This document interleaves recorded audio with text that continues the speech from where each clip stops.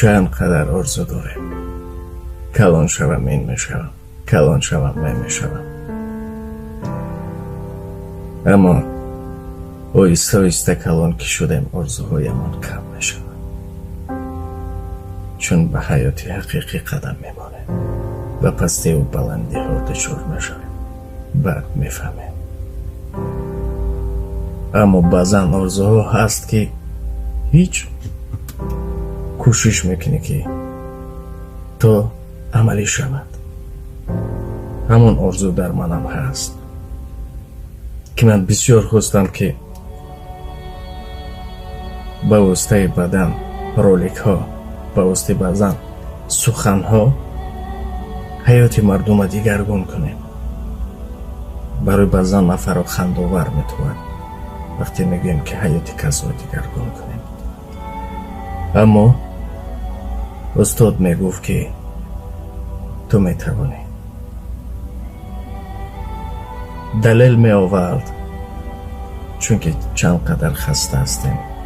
خسته از کار و دوتوز و دیگر. روز پدر و پسر کوه می برایند. پسر خسته می شود. از پدر خواهش میکند پدر مرا روی کتفاند که خسته شدم، گریه میکند. پدر هم خسته بود اما یک شاخچه رو میشکند چوبک و پسرش میدید میگد ما این از چه تو. پسرک نشسته، پسرکی که خسته بود نمیخواست دو چند قوه میگیرد، چوه چوه گویان همان کوه رو میفراید.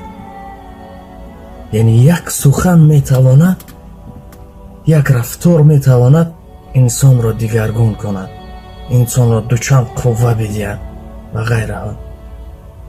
سخنگویم زیاد است. نقشه من چنین است. در باره خود شما، در باره پدر و مادرتان، در باره بیبی و بابا و بعضا فیلم ها هست. بعضا با طرز سخن است که حیات آنها را نقل میکنیم. اما نقل کردن برای چه است؟ بسیار نفرانی که گفتیم خسته هستند، اما یگانه چیزی که زود میبرد این خاطره است.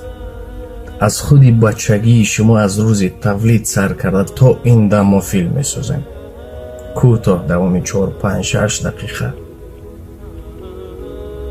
همه حیات شما رو در یک مدت کوتاه میاریم.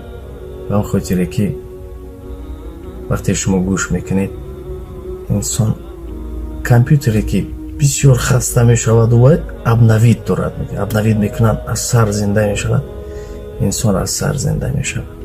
و یا یک لحظه آبی دیده ای که میکنن انسان تازه می شود و دوباره باز قوه میگیرد برای حیات زندگیش. با این خاطر رفت اگر بخواهید که در برای شما فیلم بسازیم، فیلم گفته که فیلم آن را شما در نظر نگیرید، ترجمه حال شما را نقل میکنیم، چیزی میسازیم که سخنی تسکین و خاطر که فقط یکی در برای پدر و مادرتون گفتیم یا در برای بیبی و بابا میخواید سورپرایز کردن، نه وابسته از آنه که زنده هستن یا نه. در هر صورت دوستی فعلی نداریم که پیش کسی گردن کجی کنیم، اما مهارت داریم که میخوایم از مهارت استفاده بریم. رقم هایی که گذاشتیم شما میتوانید با این رقم ها تماس بگیرید و میتوانیم با شما همکاری کنیم. برمیگردیم سری مسئله که گفتیم آرزو. یک آرزو دارم. چندین کتاب های بزرگان خواب هستند که کسی نمیخواند، چون آرزوی من این است که من آنها را میخوام اودیویی کنم، دیسک کنم که تو شما گوش کنید، چه در ماشین است، چه در کار است، در هر کجایی که باشید گوش کنید. این است آرزوی من. اما باز بگم هیچ گردن کجی ندارم پیش کسی. با این خاطر مهارت خود رو میخوام با شما پیشنهاد کنم، از مهارت ما شما استفاده برید و برای وزش ما بعضا لوازمات ها را گیریم و همین آرزوی من را عملی کنید. شما را دوست می‌دارم.